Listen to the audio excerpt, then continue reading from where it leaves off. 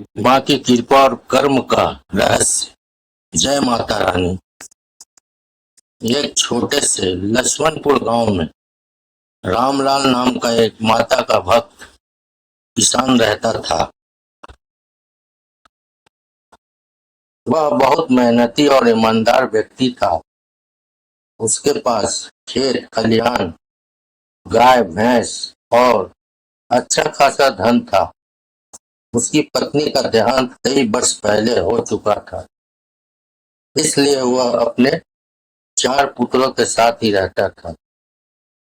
रामलाल का स्वभाव अत्यंत धार्मिक, दान पुण्य वाला व्यक्ति था। वह रोज सुबह उठकर स्नान कर माता रानी की पूजा पाठ, आरती करता और अपने बच्चों के उज्जवल भविष्य की कामना करता। लेकिन उसकी सबसे बड़ी चिंता उसके चारों बेटे थे, रघु, मोहन, सोहन और करण। चारों बेटे बहुत आलसी स्वभाव के थे। उन्हें न खेती से मतलब था, न घर की जिम्मेदारी से। वे दिन भर इधर उधर घूमते, खेलते या सोते रहते। रामलाल ने उन्हें कई बार समझाया, बेटा, मेहनत के बिना जीवन अधूरा है। धन हमेशा नहीं टिकता, लेकिन कर्म साथ देता है। लेकिन बेटों पर इन बातों का कोई असर नहीं होता।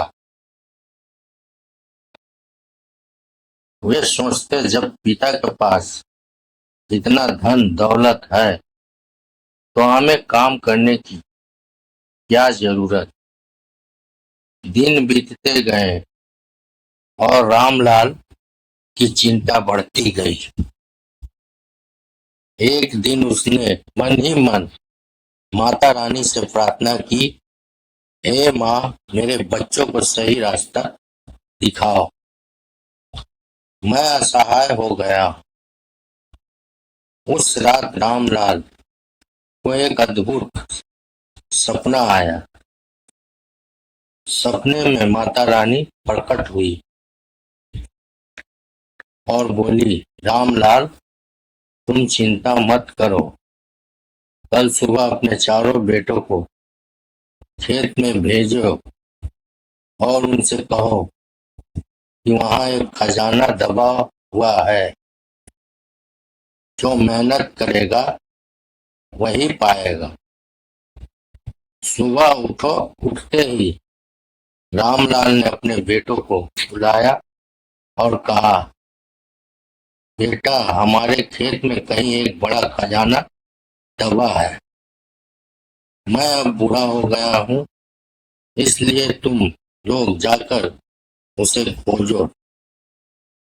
खजाने का नाम सुनते ही चारों बेटे उत्साहित हो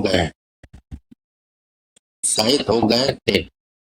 वे फावड़े और कुदाल लेकर खेत में पहुंच गए। उन्होंने पूरे दिन मेहनत की, खोदते रहे, पसीना बहाते रहे, लेकिन उन्हें कोई खजाना नहीं मिला। अगले दिन भी वे फिर से खेत में गए और दोबारा खुदाई शुरू कर दी। इस बार उन्होंने और गहराई तक मिट्टी खोदी। धीरे धीरे पूरा खेत खुद गया, लेकिन खजाना कहीं नहीं मिला। थक कर चारों भाई शाम को घर लौटे और गुस्से में बोले, पिताजी, आपने हमसे झूठ क्यों कहा? वहां कोई खजाना नहीं है।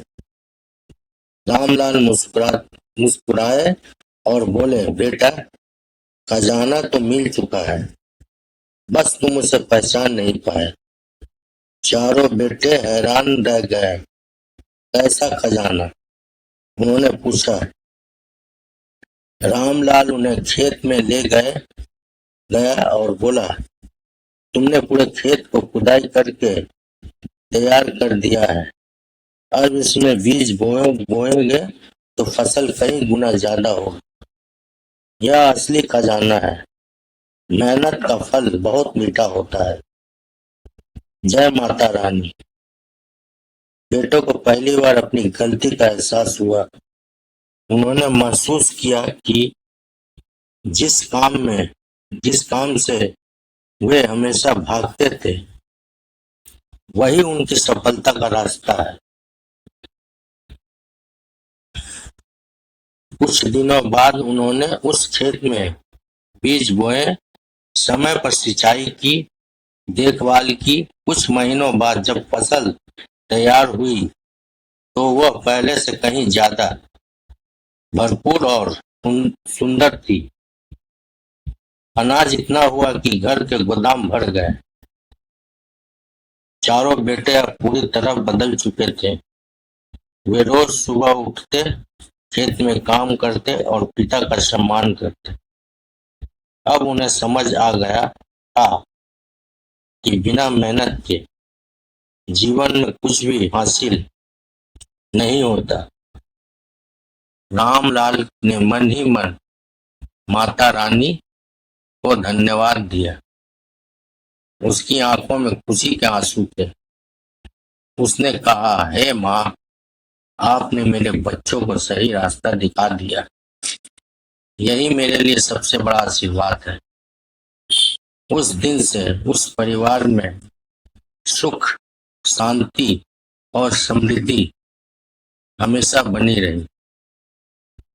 इस कहानी से हमें यह सीख मिलती है कि असली खजाना धन नहीं, बल्कि मेहनत और कर्म है। भगवान भी उसी की मदद करते हैं जो खुद मेहनत करने को तैयार होता है। जय माता रानी। जय माता दी। अम्बे माता की जय। जगदम्बे माता की जय। शेरावाली माता की जय। दुर्गे माता की जय। जय माता कामाख्या की जय।